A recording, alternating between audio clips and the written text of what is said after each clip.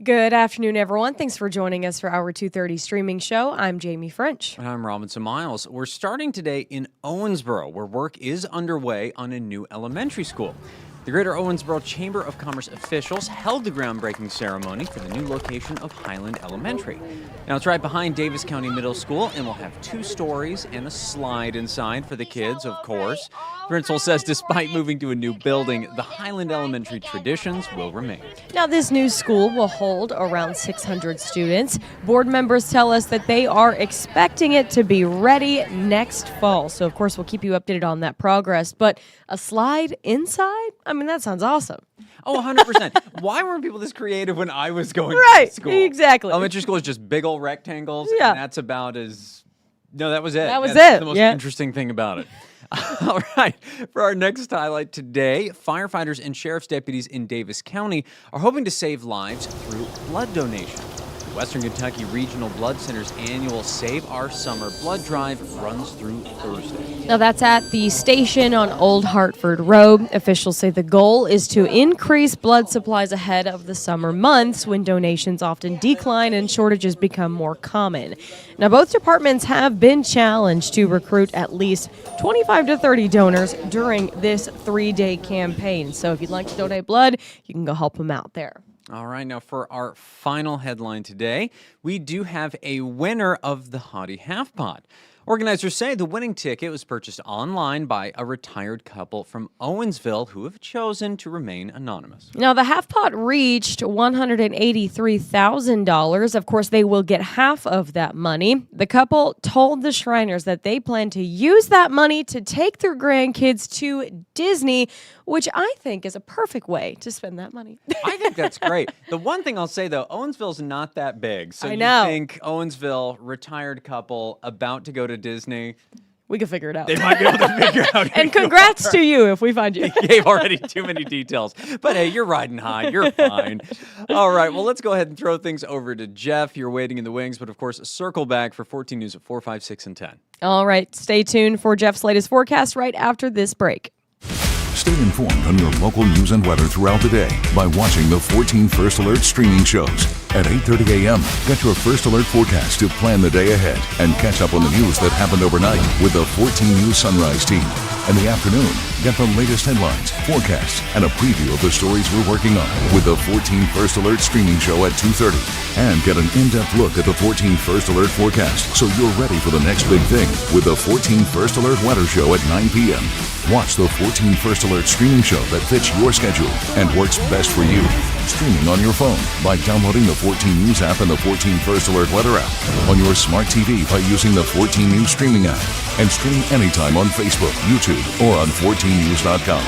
Stay connected and stay informed by watching the 14 First Alert streaming shows on your favorite streaming devices.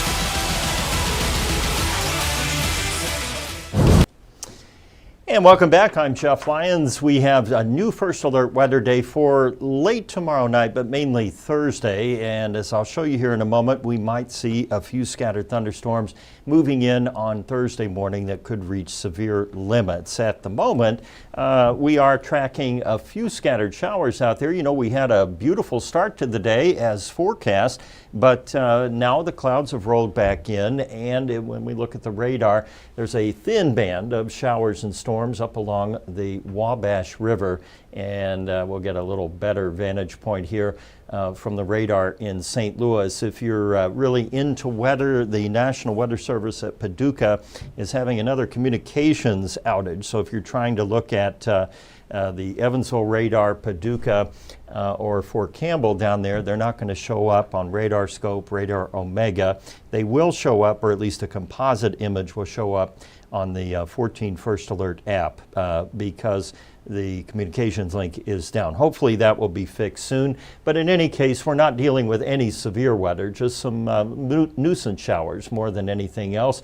This is a composite picture which looks at all levels of the atmosphere, and again, you're seeing very light rain now moving into the northwestern corner of the tri-state and then down into southeastern Missouri. I didn't see any lightning strikes when I looked here just before I came on. However, we can't rule out some lightning, especially where you see these stronger returns. Most of this rain should be into the Evansville metro area sometime around 3 to 3:30, and it will move on out. It will not linger, and you see the cloud cover there connected to it is also pretty well contained, so we will clear out again on the other side of the rain tonight. Tomorrow will be a big weather day to the north of us. We have a level 4 risk for severe storms. That is the moderate classification from the Storm Prediction Center. It is also the same threat level that we had last week for that outbreak of tornadoes across, Chicago and down toward Peoria and into the northwestern corner of Indiana from South Bend back to about Merrillville. Couts, there was a tornado there, which is near Valparaiso.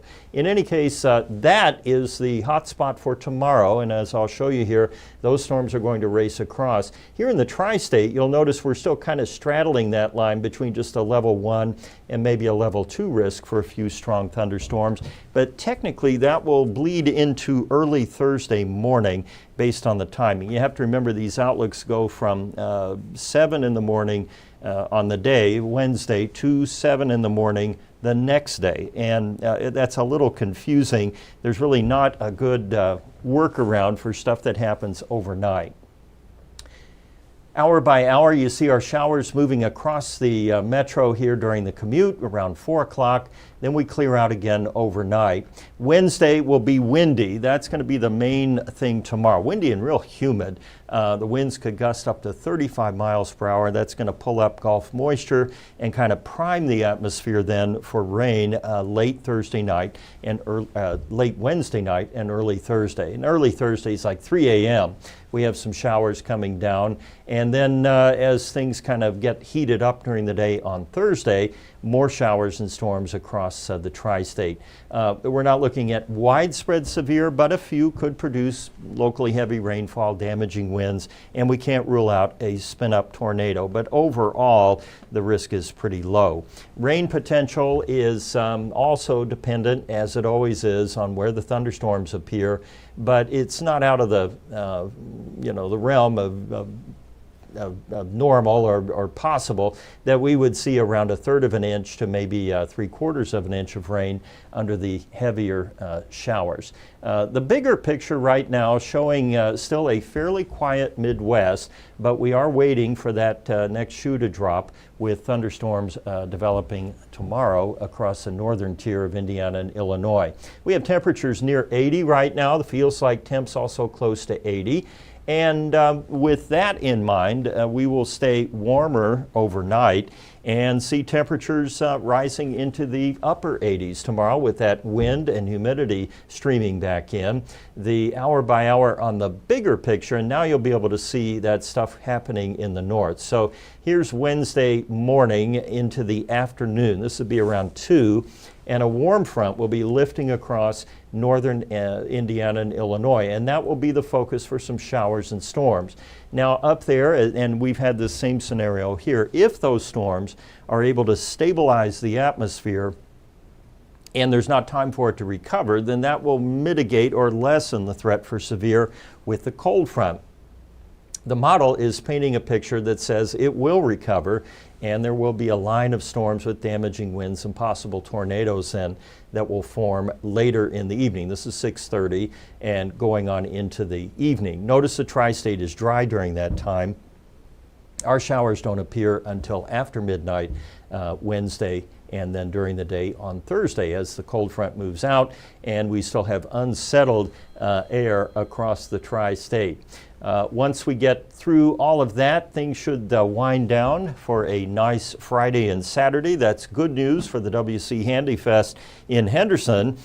We do have another shot at rain then starting Sunday and continuing into early next week.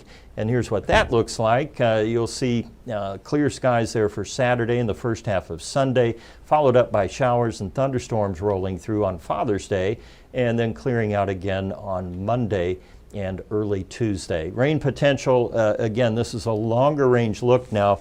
with just the GFS model showing a little more significant rainfall across the area. The best chance for rain will come on Sunday night and Monday. 62 degrees tonight. The high tomorrow gets up to 90 as that heat and humidity streams in from the south. Over the next 7 days, we have our first alert weather day in on Thursday, then dry out for Friday, Saturday, rain returning Sunday and Monday. I'll be putting the forecast together for you here for 14 News at 4, 5, and 6. In the meantime, we're looking at near normal temperatures and above normal precip going up to the end of the month. Thanks for joining here for the afternoon news and weather streaming show. Again, I will see you tonight on 14 News starting at 4 o'clock. Thanks for watching.